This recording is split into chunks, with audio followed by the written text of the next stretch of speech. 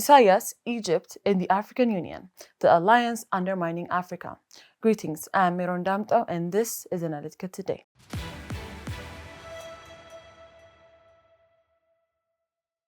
What happens when one of Africa's oldest leaders publicly dismisses the African Union on Egyptian TV?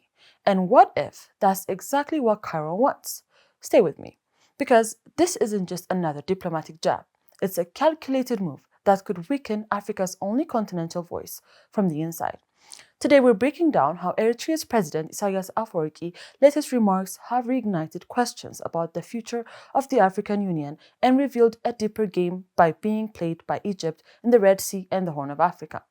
Because when Isaias calls the AU useless or questions its purpose, it's not just rhetoric, it's geopolitics aligned with Cairo's long-standing aim to shift African influence towards the Arab League. Let's break this down.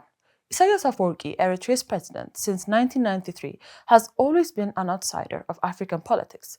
He's criticized the AU for decades, accusing it of being ineffective, corrupt, and foreign-influenced. But this time, his comments say it differently. Why?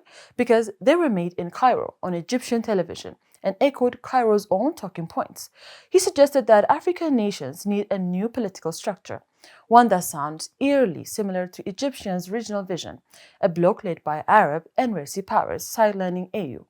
This isn't random, it's part of a long pattern that it's exactly how Egypt builds influence, through proxies and parallel institutions. Let's zoom out. For decades, Egypt's regional strategy has rested on two pillars: Nile control and Arab solidarity. Cairo has always seen the Arab League, not the AU, as its real stage. And when it comes to African affairs, its playbook is simple: weaken continental consciousness and build alliances that serve Egypt's security first.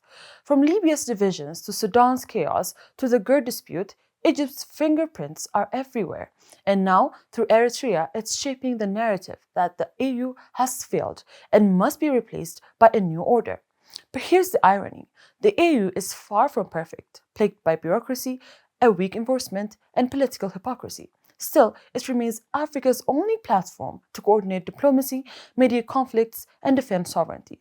So when Isaias calls it irrelevant, he's not just criticizing its performance, he's attacking its very existence. And that benefits only one country: Egypt. Here's the thing. This isn't just the first time Africa's unity has been tested. When Libya fell in 2011, the AU was sidelined by NATO. When Sudan's war erupted in 2023, regional actors ignored the AU's mediation.